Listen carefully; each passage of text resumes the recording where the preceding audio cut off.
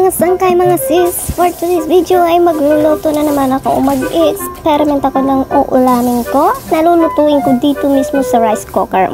Dahil bawal dito magluto na gamit ang apoy. Dahil hot na daw ako. Charis! At yan na nga nakita nyo, isang hita lang ang aking lulutuin dahil alam nyo na tagtuyot ngayon, tipid-tipid, pati bulsa ko natuyot.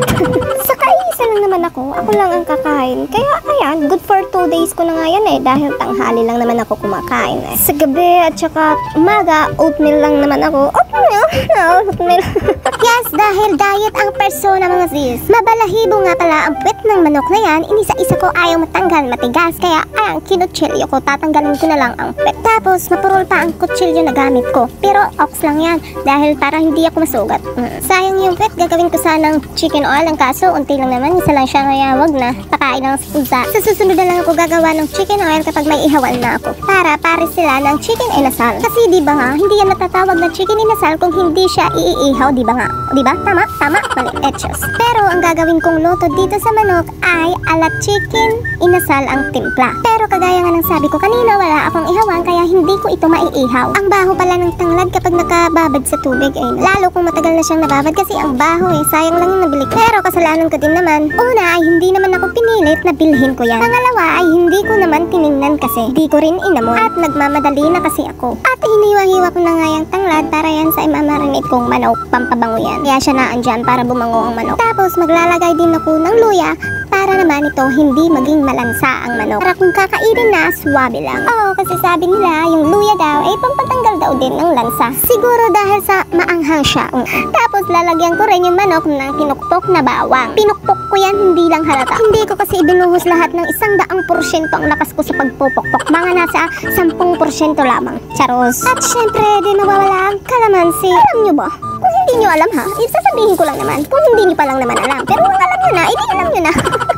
Ayan, umpisahan ko na pong mag-marinate. Una ay kukuhain ko yung manok sa pinaglagyan ko kanina. Tapos iplaplaster ko dyan sa rice cooker. At bubuhusan ng suka at toyo na tansya-tansya lang. Walang measure para di ako ma-pressure.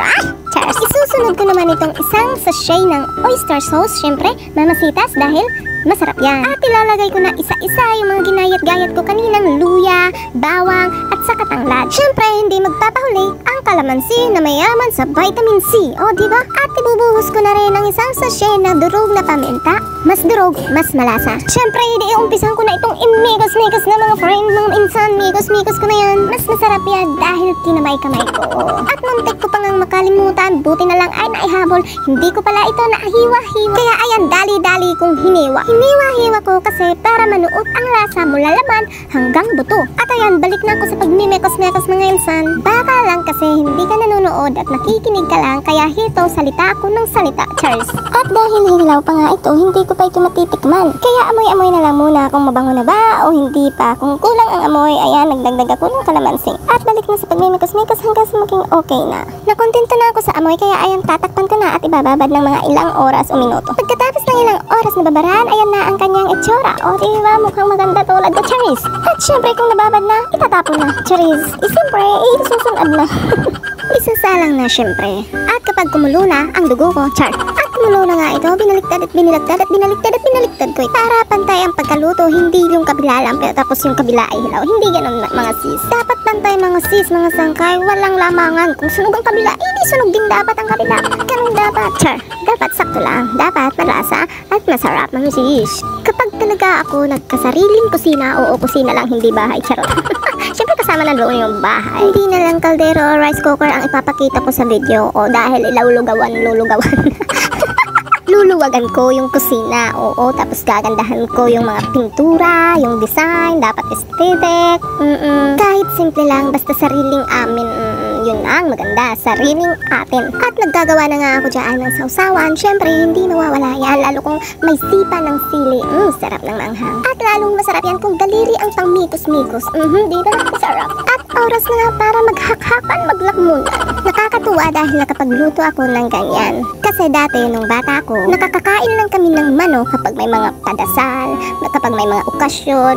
Tapos kapag walang-wala na talaga, kinakatay namin yung mga alagang manok ng tatay namin. namin. Nakakalungkot lang dahil imbis na dumami sila ng dumami, umunti sila ng umunti dahil inuulam namin sila.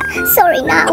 At mabalik na nga ako dito sa kinakain ko. Napakasarap ng bahaw na kanin. Masarap ipare sa nagbabaga sa nag-iinit na ulam. Tapos isasawsaw pa sa sawsawan. Siyempre, saan pa ba isasawsaw? Hindi sa sawsaw. Kahuway ko lang sarili ko mga joy. Tara pa nga mga sangkay. Hanggang dito na lang ang video na to. Thank you sa panonood. Bye!